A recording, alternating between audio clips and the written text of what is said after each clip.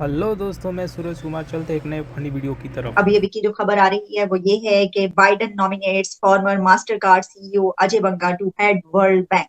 साथ में president Joe Biden साहब जो आपके हैं उन्होंने ये कहा है कि Ajay is uniquely equipped to lead the World Bank at this critical moment in history.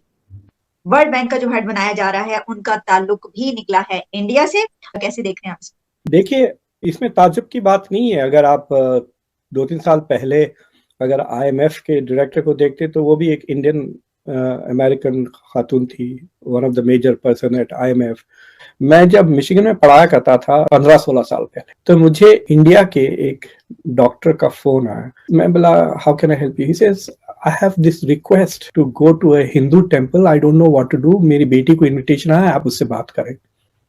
Give us some guidance on how to talk in a Hindu temple. वो तो यहीं बली पड़ी and she is been just Sunday school, Islamic school को गई। तो जब मैंने उससे पूछा कि आपको क्यों बुलाया गया, तो because she had got admitted to Harvard. फिर उन्होंने मुझसे कहा, डू यू नो कि मैं अपनी मस्जिद का प्रेसिडेंट हूँ, मेरी बेटी को हार्वर्ड में मिला और हमारी मस्जिद ने कुछ कहा ही नहीं, ना उसको बुलाया, ना उसको रोल मॉडल बनाया दूसरे बच्चों के लिए। मैं समझ गया क्यों, because she was not a हिजाबी। अगर वो हिजाब पहनती तो बड़े खुश हो जाते ना, माशाल्लाह हिजाबी saying ABCD from A to Z without a stop, इस तरह हो जाता है। 2017 में फिर मेरे साथ भी यही हुआ। मेरे बेटे को मिला, हमारी मस्जिद ने कुछ नहीं, कम्युनिटी ने कुछ नहीं किया, लेकिन टेम्पल के पास से आगे इन्विटेशंस वगैरह पूछने लग गए कि who is Rumi. So you can see कि there is excitement about educational achievement. दूसरों का भी अचीवमेंट होता तो इंडियंस एक्साइट हो जाते हैं। So this is not surprising to me कि अजय बंगा को नॉमिनेट किया, और I am not very surprise. और अब ये बढ़ते देखें, this is not going to go down, this is going to increase. भी अमेरिका के सदर जो बाइडेन साहब हैं, उन्होंने एक इंडियन अमेरिकन अजय बांगा साहब हैं, उनको वर्ल्ड बैंक का प्रेसिडेंट जो है, he will head the world bank. इससे पहले वो सीईओ थे मास्टर कार्ड के। So I think that's where the Indians are getting picked up in USA. ठीक है जनाब, इस तरह वो गेम अपना जो एक अपनी जो सॉफ्ट पावर है इन टर्म्स ऑफ जो मासेस सोसाइटी की, मुआशरे की है, और उनको प्रेसिडेंट बाइडेन ने प्रॉपर स्टेट वाइट हाउस का प्रेस रिलीज है कि प्रेसिडेंट बाइडेन जो है वो अनाउंस करते हैं US nomination of Ajay Banga to lead the world bank. और वो तारीफें कर रहे हैं उनकी कि जनाब बांगा साहब ऐसे हैं, बांगा साहब ऐसे हैं, उनको बड़ा एक्सपीरियंस है बिजनेस में, इकोनॉमी में, ग्लोबल कंपनीज में, क्रिएटिंग जॉब्स में और डेवलपिंग इकोनॉमीज को देखने का। This is what the white house है। अच्छा, अजय बांगा जो है उनको पद्मश्री भी इंडिया में दिया गया है। ठीक है जी। अब ये है, that is an introduction of an Indians in America. ठीक है जनाब, एक बात हो गई।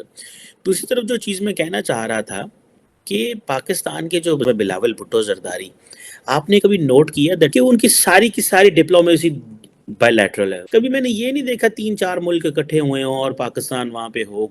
अब I2U2 जो है, जिसमें India, Israel, United Arab Emirates और अमेरिका हैं, अब वो क्या बात कर रहे हैं? वो कह रहे हैं जी कि हम फूड सिक्योरिटी पे, वाटर पे, एनर्जी, स्पेस और एक्सपर्टीज लेके आनी है, इंफ्रास्ट्रक्चर किस तरह मॉडर्नाइज करना है। आप देखें ना, इन तीनों चारों मुल्कों में से जो सबसे हल्का इंफ्रास्ट्रक्चर होगा वो इंडिया का होगा। अमेरिका के मुकाबले का इंफ्रास्ट्रक्चर तो नहीं है, यूएई के मुकाबले का इंफ्रास्ट्रक्चर तो इंडिया का नहीं है। सो अल्टीमेटली जो India, that is beneficiary, that is so simple.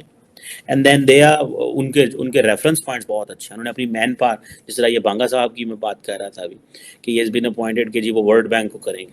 So they have got the people on the ground. मैं आपको दो चीजें बताता हूँ। देखिए कि इंडिया की एक छोटा सा ब्लिप है जो 1770 से लेके 1947 तक, ये जो अंग्रेजों ने इंडिया को लूटा है।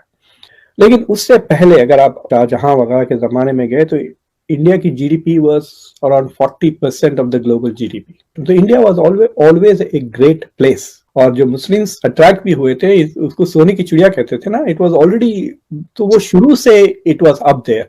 और शुरू से इट वाज नॉलेज ओरिएंटेड। आपको पता है नालंदा यूनिवर्सिटी वगैरह, मैं कभी कभी लोगों से पूछता हूँ कि ऑटोमन्स ने 600 साल हुकूमत की है, ऑटोमन एम्पायर ने कोई बड़े यूनिवर्सिटीज बनाए?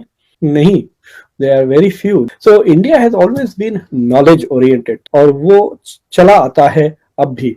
और इंडिपेंडेंस के बाद से India really stepped on education education education. तो पब्लिक के कल्चर में भी ये बात आ गया है। और दूसरी चीज ये है कि they are also very dedicated लोग। So there is a culture of achievement in academia, जो लोग यहाँ पे एट्रीब्यूट करते हैं एक एजुकेशन पे फोकस और दूसरा family life. Divorce rates are very very low Indian families में, तो डिस्टर्बेंस नहीं होता, ना बच्चों को डिस्टर्बेंस होता, they are able to focus on the childrens education, on their career.